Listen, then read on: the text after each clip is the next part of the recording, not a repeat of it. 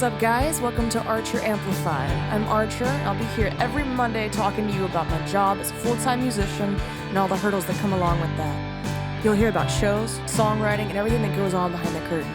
If you're curious about when I'm playing my shows, make sure you go to archermusicxx.com to check out my show schedule. Also, give me a follow on Instagram and Facebook. Just search Archer Music XX. What's up, you guys? Welcome to Archer Amplified. Last week I talked to you about my new release called Fingerprints, and I mentioned that I did a loop pedal version. So I'm going to take this opportunity to tell you all about loop pedals and how I did it with Fingerprints. Okay. So I've been using a loop pedal for a few years now. I'm just going to give you a little backstory.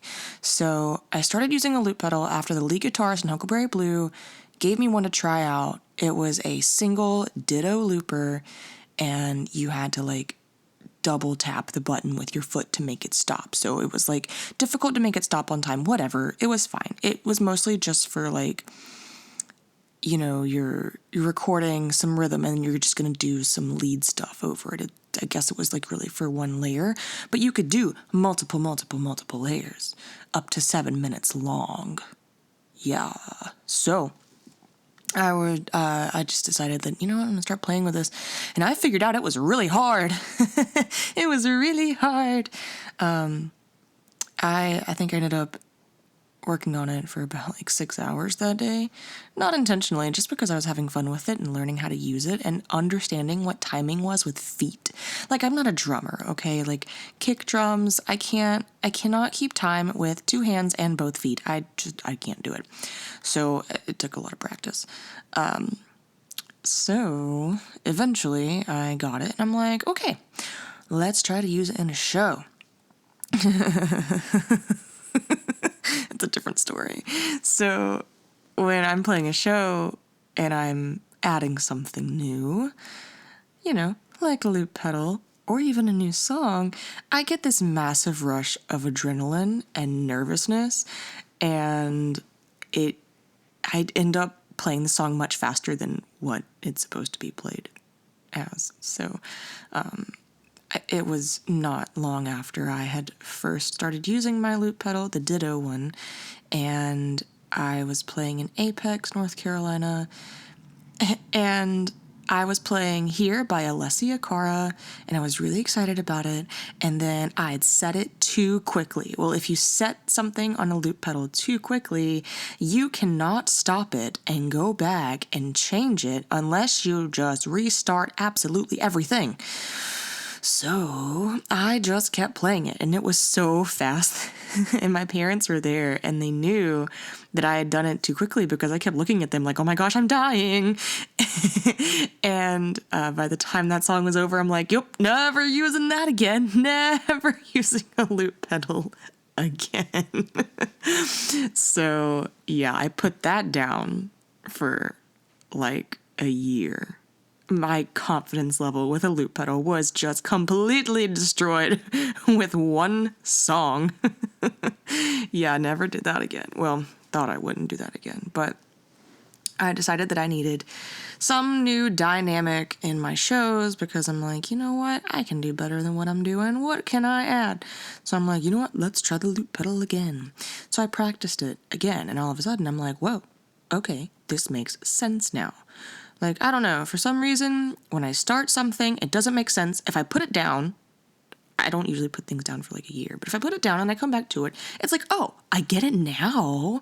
It's my brain took a whole year to understand how to use a loop pedal without using it. I don't know, not the point. Okay, so I picked it back up, figured out how to add multiple layers, how to start and stop things on time. It just, I don't know, whatever happened, it clicked, and it just kind of took off. So once I worked with that for a few months, added it into my shows, really enjoyed using it, I'm like, I want to do more things. I want more loop pedals. I want more options, more layers, more. So I did some research, and I found the Boss RC300, which is what I have now. So it has 3 loop pedals on it that each have a singular start and stop and record button. And then there's also a start all, stop all button. And then there's like an effects and an effects pedal. But I don't use the effects or the effects pedal. I have my own effects that I run through the board on my on my pedal board. So, yeah, I mean, I could use the effects, but I just don't. So, yeah, so I use the Boss RC300, really enjoy it. And when I use that, there's seven different pedals on the one loop pedal thing that I use. And then also not even including a whole other pedal that I use for like a little bit of distortion, like boost type thing. So, that's like 8 pedals that I'm having to keep in mind at all times, or 8 buttons, I guess, to keep in mind at all times. And I don't wear shoes at my shows. If you've been to a show and you see me not wearing shoes, it's because of the loop pedal. And if you haven't been to a show, surprise, I don't wear shoes. When it's cold, I wear black socks because I'm forever wearing black pants. So I wear black socks, and it just, I don't know, being barefoot really helps me to obviously feel the pedals, because if you have shoes on and you're trying to press some buttons, you're going to press the wrong button, because I've done that. And it's not cool, because then you mess up the whole thing. And like, even without shoes, sometimes you press the wrong button, but you're just less likely if you don't wear shoes, which is why I don't wear shoes. And it's really cool because like a lot of people at the beach are like, oh my gosh, that's so dope, you don't wear shoes, like, yo, so cool. So I don't know, it works out. I do play a lot of shows on the coast, so yeah. Anyway, now to focus on the Fingerprints part. When I wrote Fingerprints, I did not have it in mind as a loop pedal song. It just ended up that way. Because usually with songs that I turn into a loop pedal song, it's the same chord structure throughout the entire song. I mean, verse, chorus, and bridge, all the same chords for the whole song. So the chord progression, I capo it on the first, and I'm not good at, transposing things, so it's literally F and A minor in the, I guess it would be F sharp and A sharp minor, whatever, not the point. If you have a capo on the first fret, it's F and A minor, and then the chorus is F, G, A minor. Yeah, that's it. F, G, and A minor. So I had to figure out how to record the verse, but also have the different recording for the chorus, because it's a whole different chord progression. And I'm like, how the heck am I going to do that? So how I set it up is I'll record, like I get the timing right with the verse rhythm part, and I'll set that up. And then I'll go ahead and start the drum, like the air quote percussion track /drum. I call it a drum track, but it's not. It's just my guitar. So I'll set up like the kick. It may be on 1 loop section or 2 loop sections. It depends. And then I'll have like I call it string chucking. Basically, it's just I grab all the strings with my hand, and it's like one big palm mute. I don't know. It's like that. So kind of like a shaker, but in guitar string form, I guess. And then like one hard chuck that's like a hi-hat, or like it could be like a snare chuck or a snare sound or whatever. Just something to give it a little more depth, I guess.